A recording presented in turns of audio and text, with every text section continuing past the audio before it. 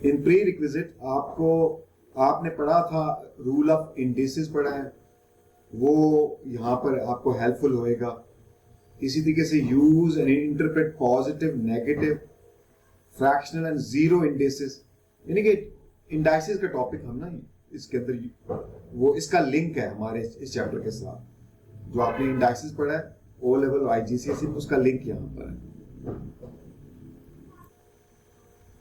तो ये हमारे लर्निंग ऑब्जेक्टिव्स है कि हम इस चैप्टर में क्या कुछ पढ़ेंगे। ठीक है, एक तो पढ़ेंगे कि what is the relationship between logarithm and indices, इनमें क्या रिलेशनशिप है, ये हम स्टडी करेंगे। फिर लॉगरिथम के हम लॉज पढ़ेंगे। ठीक है, तो हमें जिस तरह एक्सपोनेंशियल फंक्शन, जिसको हम इंडाइसिस फंक्शन भी कह सकते हैं, तो एक्सपोनेंशियल फंक्शन के अंदर क्या होता है कि उसके अंदर एक बेस होता है, इसी तरीके से लॉगरिथम के अंदर भी बेस होता है। तो जब हम लॉज ऑफ लॉगरिथम पढ़ेंगे तो उसके अंदर एक लॉ है चेंज ऑफ बेस, जिसमें हम लॉगरिथम का बेस चेंज कर सकते हैं। वो वाला आपके सिलेबस में नहीं है, वो रूल सिलेबस में नहीं है। अच्छा, इसी तरीके से हम जो पढ़ेंगे कि ये जो फंक्शन है एक्सपोनेंशियल फंक्शन और लॉगरिथमिक फंक्शन, इनकी प्रॉपर्टीज क्या है वो पढ़ेंगे।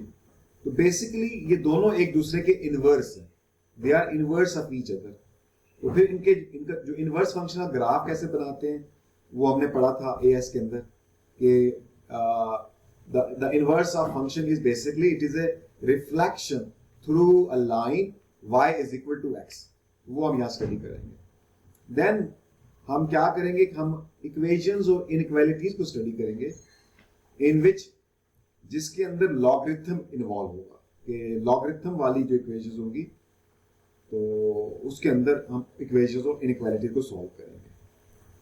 अच्छा, एक नई चीज हम पढ़ेंगे इसके अंदर जो कि आपने पहले नहीं पढ़ी, and where we will use, ये हम पढ़ी लॉगरिथम को यूज करेंगे। It's a very wonderful tool, logarithm is very wonderful tool. कुछ इक्वेशंस ऐसी होती है ना, वो लीनियर नहीं होती है, यानी कि लीनियर का मतलब है we can not write them y is equal to mx plus c shape, उनको y वो इस शेप में नहीं होती है। इसलिए उन इक्वेशन को अगर हम सॉल्व करें ना तो वो थोड़ा सा हैक्टिक जॉब होती है, डिफिकल्ट होता है। और हम क्या करते हैं, उन इक्वेशंस को उनको चेंज कर देते हैं, उनको ट्रांसफॉर्म कर देते हैं लीनियर शेप में, y is equal to mx plus c की शेप में कन्वर्ट कर देते हैं। और वो उसमें हम फिर लॉगरिथम हमें हेल्प करता है। लॉगरिथम क्या करता है, ऐसी इक्वेशंस को या ऐसे फंक्शंस को वो कन्वर्ट कर देता है लीनियर फंक्शंस के अंदर। और लीनियर फंक्शंस बड़े इजी होते हैं, उनको हैंडल करना इजी है, उनको समझना इजी है। तो इस तरह से जब लीनियर में कन्वर्ट हो जाते हैं तो वो जो अननोन थे ना उस फंक्शन के अंदर, वो हम लीनियर फंक्शन की हेल्प से वो अननोन फाइंड कर लेते हैं। जब वो अननोन आ जाते हैं तो हम कहते हैं भाई यही अननोन उस वाली फंक्शन के अंदर हम यूज करेंगे। तो ये बड़ा हेल्पफुल है ये लॉगरिथमिक फंक्शन। ये क्या करता है, ये ट्रांसफॉर्म करता है डिफरेंट फंक्शंस को इनटू लीनियर फॉर्म में कन्वर्ट कर देता है। तो ये इसकी बड़ी पावरफुल टेक्निक है जो लॉगरिथम की जो ना। तो ये वाले लर्निंग ऑब्जेक्टिव्स हैं जो हम इसमें स्टडी करेंगे। अच्छा, अब हमने देखा था कि हमने IGCSE हमने क्या देखा था कि डिफरेंट इंडिसेस इक्वेशंस होती हैं। हमने we solve indices equation in IGCSE O level maths में।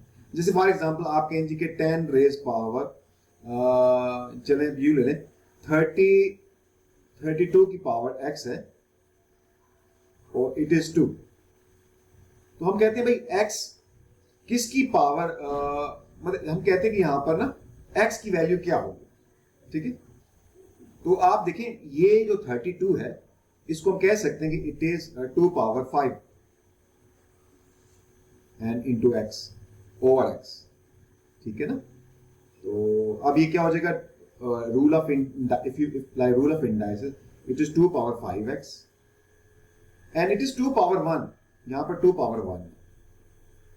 और अब now the basis are same, basis same है, तो 5x इज इक्वल टू 1 हो जाएगा और x की पावर 1 ओवर 5 हो जाएगा। तो आप देखिए कि हमने ना इसको वी हैव डन दैट।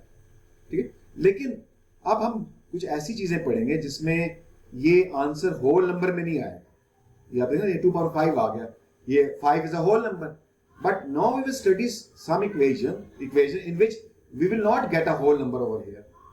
तो वो हम कैसे सॉल्व करेंगे उसको भी हम थोड़ी देर में देखते हैं कि उसमें हम एक क्वेश्चन करके देखते हैं यहाँ से कि हमें कैसे पता कि वो किस टाइप की इक्वेशन को हम सॉल्व करेंगे यहाँ, ठीक। तो लेकिन उससे पहले तो ये मैं आपको बताना चाहता हूँ कि बेसिकली जो लॉगरिथमिक फंक्शन है ये क्या है, ये एक्सपोनेंशियल फंक्शन का इनवर्स है। अच्छा, अब हमने ना एक्सपोनेंशियल फंक्शन को देखा था, उसकी जो एप्लीकेशंस हैं वो हमने उसकी एप्लीकेशन में क्या पढ़ा था, एक पढ़ा था हमने एक्सपोनेंशियल ग्रोथ पढ़ा था और एक डिके को पढ़ा था। तो growth and decay, exponential growth and decay, these were the application of exponential function and we studied them in our IGCSE maths and O level maths। अच्छा, इसी तरीके से जो लॉगरिथमिक फंक्शन है उसकी एप्लीकेशन जो है वो क्या है, वो अगर हम रियल लाइफ में देखें तो मैं आपको बताता हूं यहां से। एक तो जो ये जो जलजला आता है ना, ये जो अर्थक्वेक आता है, अर्थक्वेक हम कहते हैं कि अर्थक्वेक आया, उसका स्केल जो था वो उसका मैग्नीट्यूड 6 था, 5.5 था। तो इस तरह से वो जो मैग्नीट्यूड है ना वो हम जो फाइंड करते हैं उसको बोलते हैं रिक्टर स्केल, रिक्टर स्केल। ये जो रिक्टर स्केल है, ये जो कैलकुलेशन रिक्टर स्केल करता है ये लॉगरिथम फंक्शन की हेल्प से करता है। उसमें लॉगरिथम को यूज करके वो मैग्नीट्यूड को फाइंड करता है। एक तो लॉगरिथम यहां यूज होता है, फिर दूसरा ये जो हमारे स्पाइरल्स होते हैं, अभी मैं आपको दिखाता हूं उसकी डायग्राम। स्पाइरल्स, गैलेक्सी के अंदर स्पाइरल्स हैं, कुछ शेल्स होते हैं, शेल्स हैं उनके अंदर स्पाइरल्स हैं, उनको भी हम स्टडी करने के लिए लॉगरिथम को यूज करते हैं। तो let me show you some. देखिए, आप देखेंगे ये स्पाइरल है, ये शेल स्पाइरल है, ये बना हुआ है। तो ये भी लॉगरिथमिक फंक्शन को हम यूज करके यहाँ इसको हम स्टडी कर, लॉगरिथमिक फंक्शन को यूज करते हैं यहाँ पर। आप देखेंगे ये सनफ्लावर है, तो उसके अंदर भी ना एक ये स्पाइरल टाइप का ना पैटर्न होता है, स्पाइरल टाइप का पैटर्न। तो we can use here and here you can see here Richter scale। देखिए ये अर्थक्वेक की वजह से ना यहाँ पर ना उसकी ना देखें उसकी जो वाइब्रेशन उसमें ना इंक्रीज हो गया। तो ये रिक्टर स्केल है, इसमें देखें लॉग यूज हुआ, लॉग को यूज किया गया इसमें। आप देखिए गैलेक्सी है, गैलेक्सी भी स्पाइरल शेप की गैलेक्सी है। दिस इज स्पाइरल, ठीक है, स्पाइरल बना हुआ। तो स्पाइरल जहां भी होगा लॉगरिथमिक फंक्शन है। इसी तरीके से केमिस्ट्री के अंदर ये जो पीएच स्केल होता है, पीएच स्केल एक बोलते हैं, आप नाम सुना है पीएच स्केल का केमिस्ट्री के अंदर? जी सर, वो एसिडिटी देखता है। हाँ, एसिडिटी और बेसिस, कोई जो लिक्विड है वो कितना एसिडिक है, कितना बेसिक है, बेस उसका, या वो न्यूट्रल है। तो वो जो उसकी है ना एसिडिटी या बेसिक के, अगर वो पता नहीं मेरे ख्याल में 6 या 7 से नीचे हो तो वो एसिडिक होता है, 7 से ऊपर हो तो वो बेसिक होता है। तो ये जो नंबर्स है ना, ये बेसिकली हमने फाइंड किए पीएच स्केल से, और पीएच स्केल के अंदर लॉग यूज होता है। बेसिकली लॉग को यूज करके हमने ये जो डिजिट्स हैं ये फाइंड किए हुए। तो I mean to say there is a lot of application of logarithmic function in our real life. अगर ये ना हो तो कैलकुलेशन हमारे लिए थोड़ा डिफिकल्ट हो जाएगा कुछ कैलकुलेशन को निकाल करने के लिए। तो ये थी इसकी कुछ एप्लीकेशन। तो एक्सपोनेंशियल की तो मैं पहले पढ़ ली थी। तो अब मैं चलते थोड़ा सा आगे।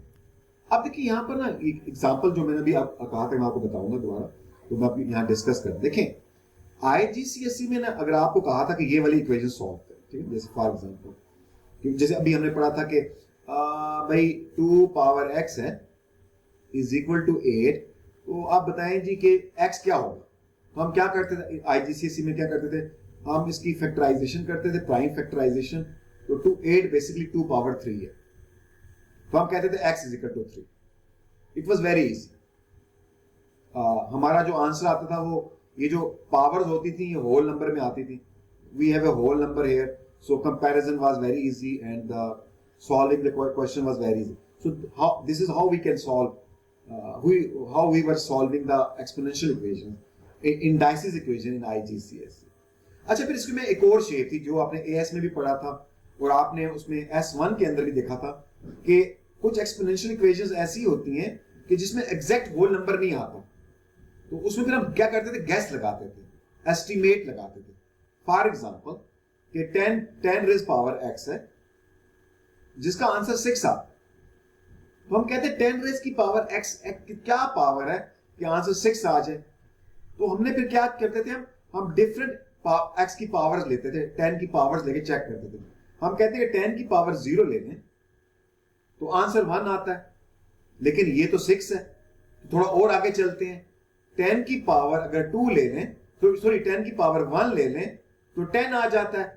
तो ये तो 6 है, तो ये 6 ये तो बड़ा हो गया, पहले छोटा था। इसका मतलब है ये x है, ये 0 और 1 के बीच में। आई बात आपको समझ में आ रही है? ठीक है जी सर। हाँ, तो इसमें हमने गैस लगाते थे भाई कि अभी तो होल नंबर में आंसर नहीं आ रहा, चलो गैस लगाते हैं।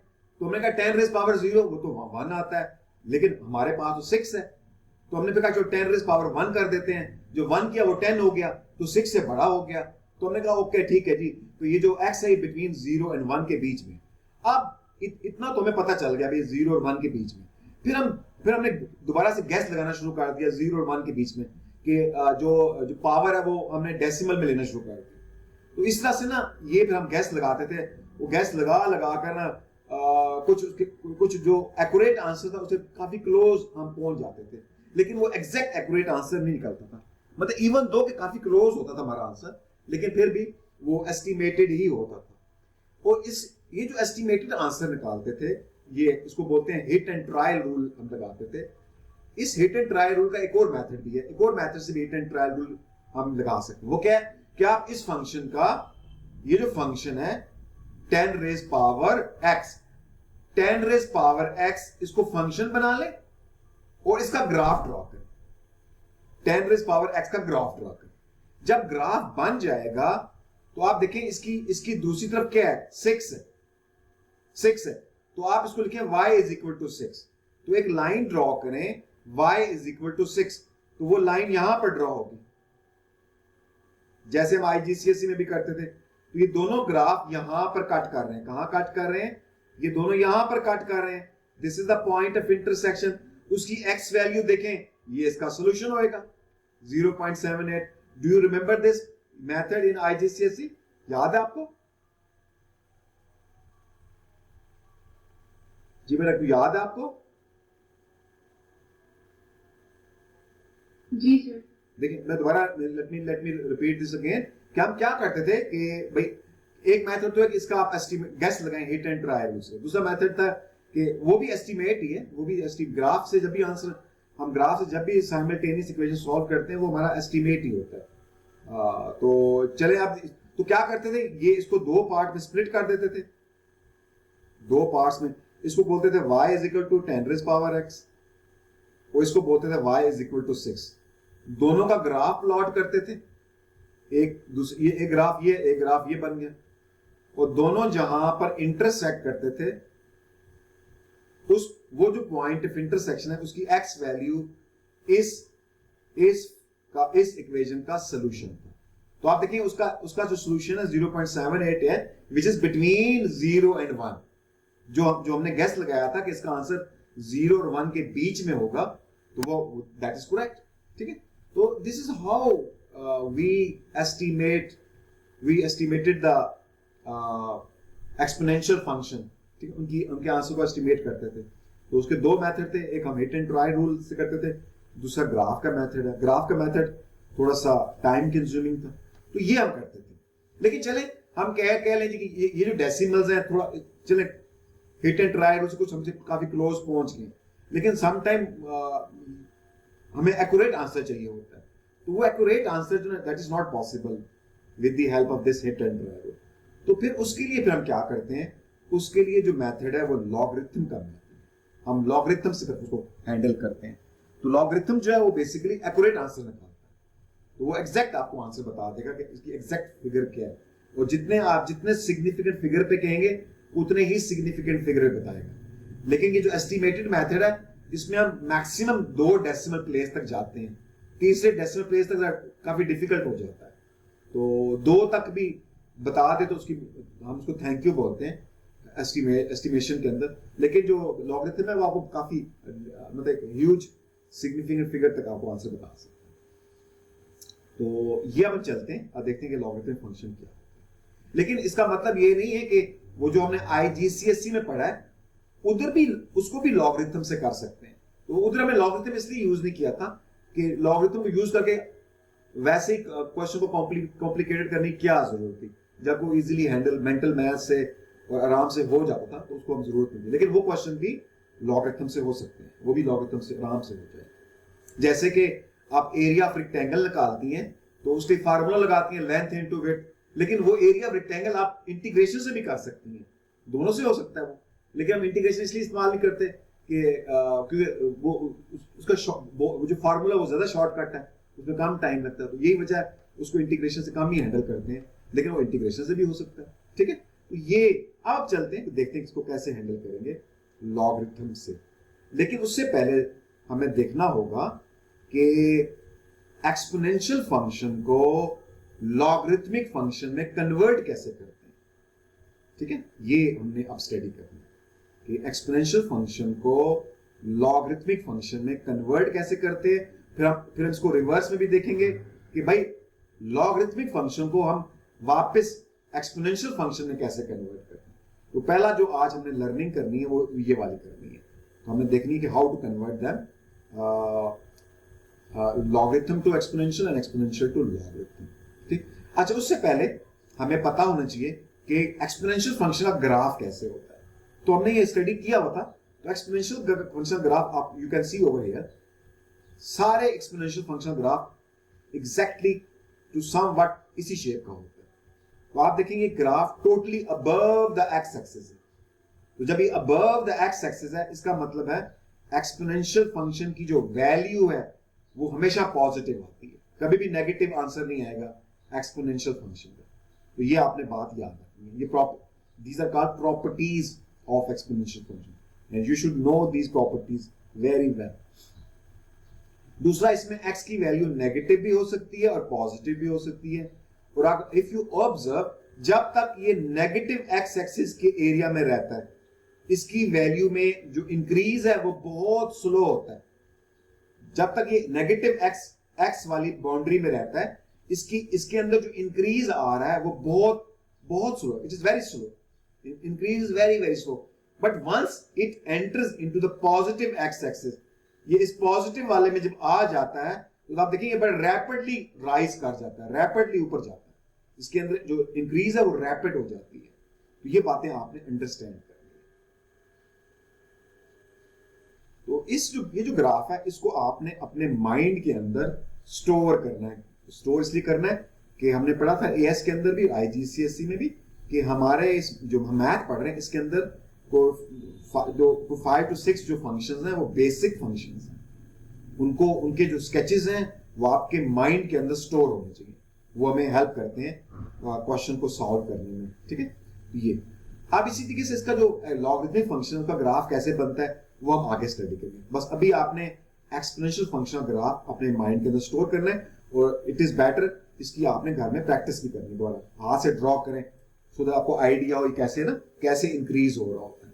और फिर जब आपको ये ड्रॉ करना आ जाएगा तो वो फिर जो लॉगरिथमिक फंक्शन है वो तो इसका रिफ्लेक्शन है, तो उसको ड्रॉ करना इतना मुश्किल काम नहीं है जी। तो दिस इज एग्जांपल। इसमें हम देखेंगे कि अभी हमने कहा कैसे हम करेंगे कि एक्सपोनेंशियल फंक्शन को लॉगरिथमिक फंक्शन में कैसे कन्वर्ट करेंगे। ये अभी अब हम इसकी प्रैक्टिस करेंगे। अब आप क्वेश्चन है, देखिए हमारे पास एक क्वेश्चन है कि 10 raised power x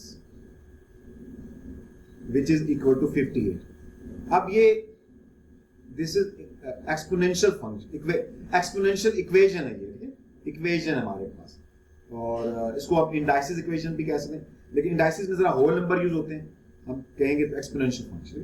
तो इसको हमने कन्वर्ट करना है लॉगरिथमिक फॉर्म के अंदर, लॉगरिथमिक फॉर्म के अंदर कन्वर्ट करना है। ठीक है, तो इसको कन्वर्ट करने के दो मेथड है, मैं दोनों बताता हूँ। ठीक है, तो मेथड नंबर 1, तो अभी आप देखें कि ये जो है ना ये बेस है, this is the base of this exponential equation. ठीक है, तो इसी तरीके से लॉगरिथम के अंदर भी बेस होता है। ठीक है, तो आपने याद रखना है जब एक्सपोनेंशियल को लॉगरिथमिक में कन्वर्ट करना है तो आपने फिर यहां लॉग लिखना है, यहां पर लॉग लिखना है आप, क्योंकि लॉग के अंदर भी बेस होता है। तो जो बेस एक्सपोनेंशियल का है वही बेस लॉगरिथम का भी होगा। तो बेस को जरा नीचे लिखते हैं, यहां पर नीचे जरा छोटा सा लिखते हैं एज कंपेयर टू ये 10। हमने पहले इस 10 के साइज छोटा सा 10 यहां लिखेंगे, ठीक है। अच्छा, उसके बाद इन दोनों को इंटरचेंज कर देते हैं, इन दोनों को इंटरचेंज करते हैं। 58 इधर आ जाएगा और x इधर चला जाएगा। So this is how we can convert exponential equation into a logarithmic equation। तो इस तरह से कन्वर्ट करते हैं, ठीक है। तो चलिए एक बार फिर करके दिखाता हूं आपको मैं यहां से। Let me do it again, दोबारा करते हैं वंस अगेन जी। फिर मैं लिखता हूं, फिर इसको सॉल्व करते हैं। तो 10 रेज पावर x, तो ये हमारी एक्सपोनेंशियल इक्वेशन है। आप इसको क्या करेंगे, लॉगरिथम के अंदर कन्वर्ट करेंगे। तो मैंने आप बताया कि एक्सपोनेंशियल फंक्शन के अंदर भी बेस होता है, लॉगरिथम के अंदर भी बेस होता है। तो पहले इसको यहां लॉग लिखेंगे और जो बेस होता है उसको यहां थोड़ा नीचे कर लिखते हैं। और इसका साइज एज कंपेयर टू ये 10 जरा बड़े साइज के, इसको जरा छोटे साइज में लिखते हैं बेस को, ठीक है। तो ये बेस, बाकी फिर इन दोनों का क्या करते हैं, इंटरचेंज करते हैं, इनको इंटरचेंज करते हैं। 58 इधर आ जाएगा और x इधर शिफ्ट हो जाएगा। तो this is how we can convert. आप इसको क्या करेंगे, कैलकुलेटर से सॉल्व करेंगे तो हमारे पास x का आंसर आ जाएगा। We will get the answer, x का आंसर हमारे पास आ जाएगा। जबकि उसको, उस एक्सपोनेंशियल इक्वेशन को सॉल्व करने के लिए हमें, अगर आपने इसको सॉल्व करना है तो आपको हिट एंड ट्राई रूल लगाना पड़ेगा, या फिर आपको ग्राफ बनाना पड़ेगा। तो वो दोनों टाइम कंज्यूमिंग है। जबकि आप इसको लॉगरिथमिक शेप में कन्वर्ट करेंगे तो डायरेक्ट वो भी कैलकुलेटर से हो सकता है। तो वेल, ये इसकी शेप है, तो हम लॉगरिथम से कर लेंगे। अच्छा, आप इसका सेकंड मेथड देखते हैं जरा, उसको कैसे करते हैं। तो सेकंड मेथड ये आपने याद रखना है कि एक्सपोनेंशियल फंक्शन और logarithmic function, they are inverse of each other, दोनों एक दूसरे के इनवर्स, ठीक है। तो अगर आपको याद हो, जब आपने पढ़ा था IGCSE में, कि अगर मैं आपसे पूछूं एक फंक्शन f है और फिर आगे f इनवर्स है, f इनवर्स ऑफ x, और फंक्शन हमारे पास जो है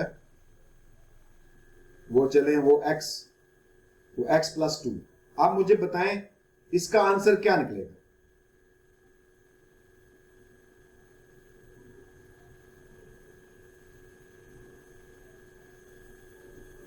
ये जो है ना, देखिए ये दोनों कैंसिल हो जाएंगे, f और f इनवर्स कैंसिल हो जाएगा, तो इसका आंसर x आएगा, सिंपल x, ठीक है। तो ये हमने ये we studied it in our IGCSE में, कि देखिए बेसिकली ये दोनों कॉम्पोजिट फंक्शंस है ना, they are composite function. Composite function के अंदर अगर दो फंक्शन है, दोनों एक दूसरे के इनवर्स हैं, तो वो फंक्शंस जो कैंसिल्ड हो जाएंगे और ये रह जाएगा, ठीक हो गया यहाँ से। तो जिन बच्चों को कंसेप्ट नहीं पता वो क्या करेंगे, पहले इसका इनवर्स निकालेंगे, फिर उसका कॉम्पोजिट लेंगे, तो आंसर उनका भी x ही आएगा, लेकिन उसमें अच्छी खासी वर्किंग करके वो आंसर आएगा। जबकि इसके जो नंबर होते हैं मार्क्स, इसका मार्क नंबर एक नंबर है। आप एक नंबर के लिए इतनी वर्किंग तो जस्टिफाई नहीं करती ना, तो वो एग्जामिनर को पता चल जाएगा कि इस बच्चे को कंसेप्ट ही नहीं है, ठीक। तो बिल्कुल अब आपने नोट किया है कि फंक्शंस जब एक दूसरे के इनवर्स होते हैं तो कैंसल्ड आउट हो जाते हैं, और उसके अंदर फिर ये जो चीजें, we will have this thing is left behind. तो we will use the same concept over here, कि लॉगरिथम और exponential function, they are reciprocal, they are the inverse of each other. आप देखिए कैसे होता है, देखिए अगर मैं यूं लिखूं, ये एक एक्सपोनेंशियल फंक्शन 2 पावर x, ठीक है। अगर मैं इसकी जगह पर, इस x की जगह पर यूं लिख दूं 2 पावर log 2x के, देखें अब मैंने जो log लिया उसका बेस 2 है, ये जो फंक्शन ऊपर है उसमें log का बेस 2 है, और नीचे भी जो बेस है वो भी 2 है, तो ये log और ये 2 कैंसिल हो जाएगा, इसका आंसर ये x रह जाएगा, ठीक है बेटा। मेरी बात आपको ये लॉजिक समझ में आई आपको? सर ये दोबारा बता, देखिए यहां से, कि देखें एक एक्सपोनेंशियल फंक्शन है 2 पावर x। अगर इधर मैं ये लिख दूं कि 2 पावर यहां ऊपर लॉग है, उसका भी बेस वही है जो नीचे बेस है, और यहां पर मैं x लिख दूं, तो इस केस में क्योंकि ये दोनों एक दूसरे के इनवर्स हैं, तो ये जो 2 लॉग है ये वाला और ये बेस 2, ये दोनों कैंसिल हो जाएंगे। We have left this, x answer आ जाएगा। ओके, ठीक है। और इसी तरीके से अगर इसको यूं देखें, नीचे 10 है, ऊपर जो लॉग है उसका बेस भी 10 है, और यहां पर लिख देता हूं, चले x इस, तो याद रखें कि बेस सेम होना चाहिए। अब आप देखें कि जो ये लॉग है और जो नीचे बेस है ये दोनों 10 है, दोनों का बेस 10 है। इसमें ये वाला और ये लॉग बेस 10 ये कैंसिल हो जाएगा और हमारे पास x रह जाएगा। ये आपने आइडिया याद रखना, ठीक है। ये हम अप्लाई करेंगे, आगे बहुत ज्यादा अप्लाई होगा, वो रेपिटेशन से भी याद हो जाएगा। अच्छा, अगर ये यूं हो जाए, लॉग बेस 10 और इसके आगे 10 लगा होगा, यहां ठहरे, इसका बेस 10 है, इस लॉग का बेस 10 है, इसके आगे जो आप जिसका लॉग ले रही हैं उधर एक्सपोनेंशियल फंक्शन ये लिखा हुआ 10 रेज़ पावर x। तो अब याद रखें कि ये जो लॉग है जिसका बेस 10 है और ये जो बेस है ये दोनों कैंसिल हो जाएंगे और हमारे पास x रह जाए।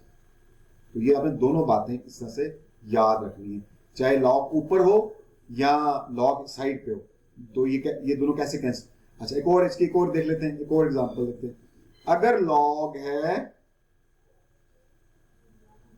उसकी बेस कुछ और ले लेते हैं, 100 लेते हैं, और इधर एक फंक्शन है, इसका इधर हम लॉग ले रहे हैं 100 पावर x।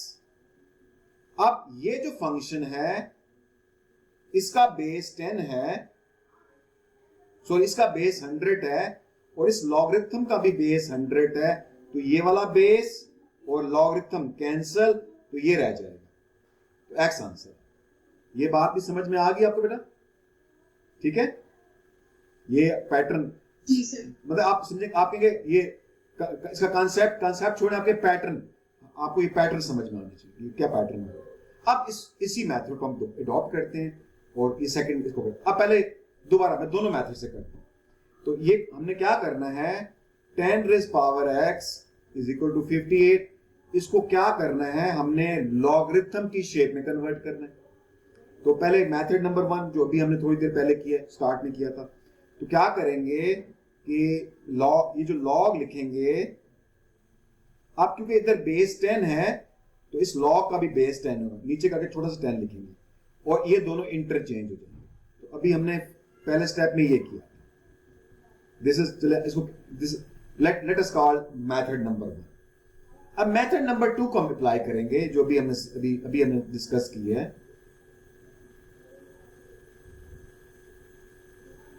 तो क्या करेंगे, दोनों तरफ लॉग ले लेंगे, दोनों तरफ लॉग लेंगे, इधर भी लॉग ले लूंगा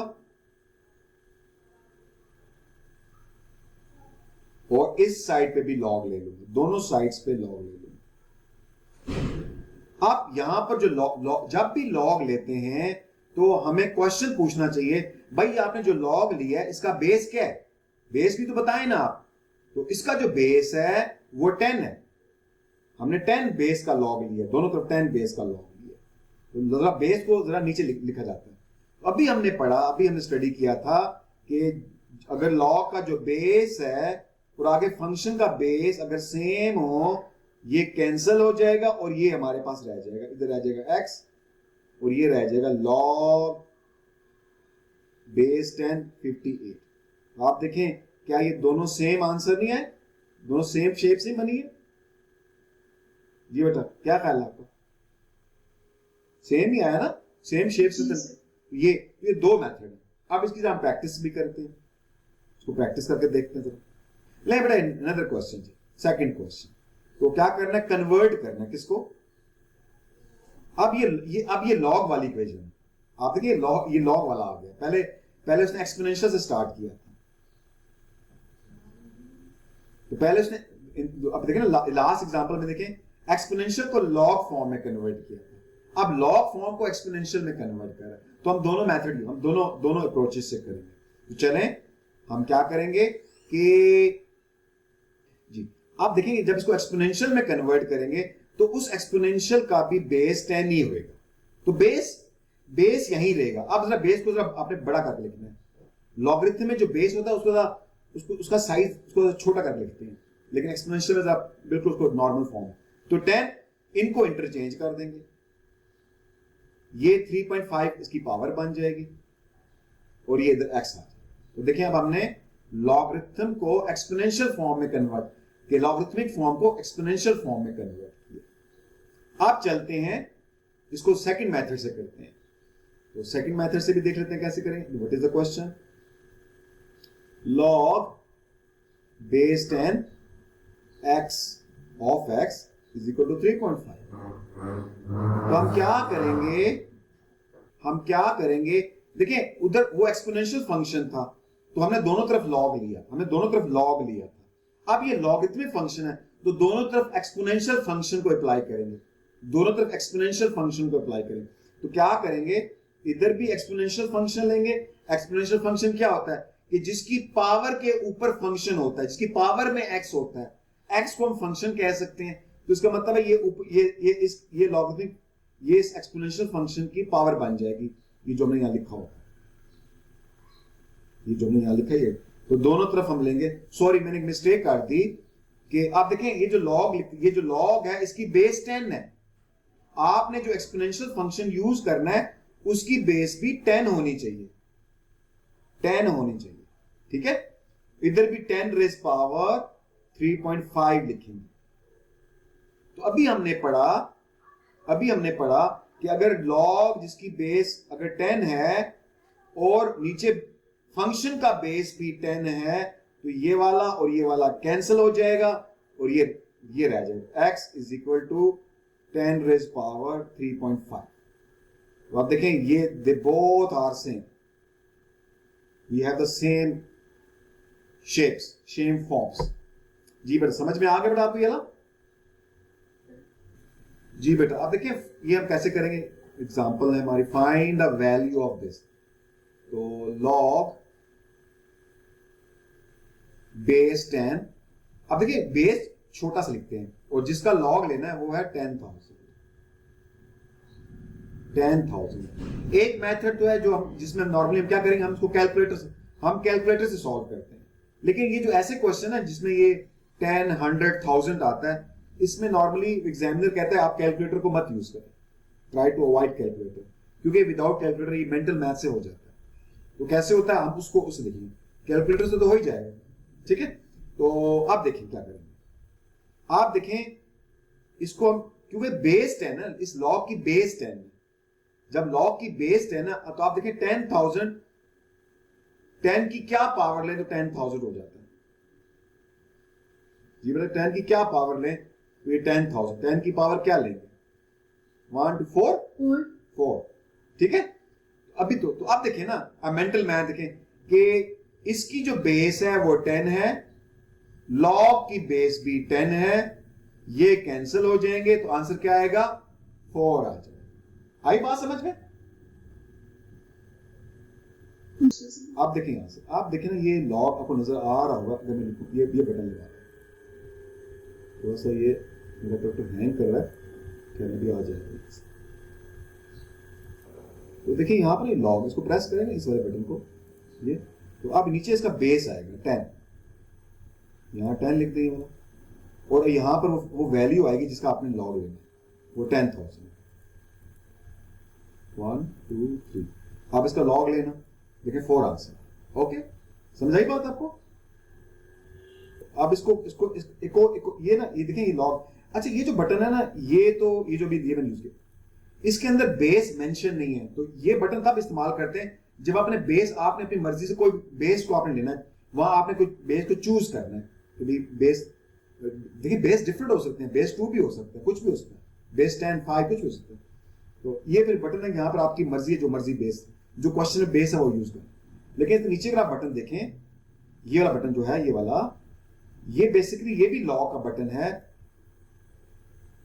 इसको मैं प्रेस करता हूं तो ये 1 मिनट ठहर जाए, तो मैं आपको बता रहा हूं कि ये जो बटन लॉक का ना, ये जो लॉक है, ये बटन, ये लॉक ऑटोमेटिकली बेस 10 का लॉक है, ये बटन बेस 10 वाला है, तो इसलिए इसके नीचे नाम नहीं भी, अगर नहीं भी लिखा हुआ तो बेस 10, ये कैलकुलेटर के अंदर ऑटोमेटिकली इसमें ना बेस 10 का एक बटन अलग से रखा, तो इसके अंदर लिखें 10 तो आपका आंसर वही है, आपको बेस लिखने की जरूरत नहीं है।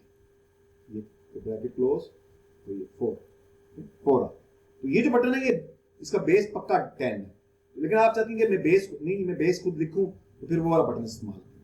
इसमें एक और भी लॉक है, ये आगे LN वाला है, तो LN वाला बटन ये भी लॉक, इसका बेस E होता है, वो हम आगे स्टडी करेंगे। तो इसमें 3 लॉगरिथम के 3 बटन हैं, तो एक बेस 10 का है, एक नेचुरल लॉगरिथम है, फिर दूसरा वो लॉग है जिसमें आपने बेस खुद आपने रखनी है। ये 3 बटन है हमारे। तो लें जी, अब ये क्वेश्चन देखिए यहां से, लॉग बेस 10, ये इसको ही करते हैं। तो इसको देखें, इसको मैं अगर यूं लिख दूं 1 ओवर, तो 1 2 3 4, इसको मैं यूं लिख देता हूं 4 zeros, तो इसको यूं लिख दूं लॉग बेस 10, ये बनेगा 10 रेज़ पावर -4, लिख सकता हूं बेटा इसको, है क्या ख्याल है? Can I write it like this? Yes. According to the rule log का बेस भी 10 है, इस फंक्शन इसका भी बेस 10 है, ये कैंसिल हो जाएंगे तो आंसर -4। तो इसको भी चेक करके देख लेते हैं। वैसे ये वाला स्टेप करने की जरूरत नहीं थी, उसको हमें तो इतना तो हमें वो हमने पढ़ी हुई है ना, वो जो स्टैंडर्ड फॉर्म को पढ़ा हुआ है, कन्वर्ट कर सकते हैं इसको। तो अगर इसको हम देखें तो बेस 10 का लॉग है, तो ये वाला बटन दबा दें, और क्या 0.0001 -4 करेक्ट आंसर। ठीक हो गया जी। तो अब हम चलते हैं, अगला करके देखते हैं यहां से जी, नेक्स्ट सी पार्ट। तो देखिए इधर भी जो लॉग है उसका बेस 10 है, 10 बेस है ना, और लिखा हुआ है 1000 को कर देते हैं 10 रेज़ पावर 3 कर देते हैं, और जो ये √10 है ये इसका मल्टीप्लाई हो रहा है, तो 10 रेज़ पावर 1 ओवर 2। तो according to rule of indices base 10 है, तो ये पावर्स एड अप हो जाएंगी, 10 रेज़ पावर कितना बन जाएगा 3.5, ठीक है 3.5। तो अभी हमने रूल पढ़ा है, Yes, sir. तो अकॉर्डिंग टू रूल इस लॉ का बेस भी 10 है और इधर भी बेस 10 है, ये बेस और ये कैंसल, तो आंसर 3.5 ये हमारा आंसर है। तो चेक करते हैं इसको कैलकुलेटर की हेल्प से। कैलकुलेटर क्या कहता है कि लॉग बेस 10, तो क्वेश्चन क्या है हमारे पास 1000 और स्क्वायर रूट 10, इसको हम बाहर लेके आते हैं, ये लेनी 3.5 करेक्ट आंसर, ठीक है।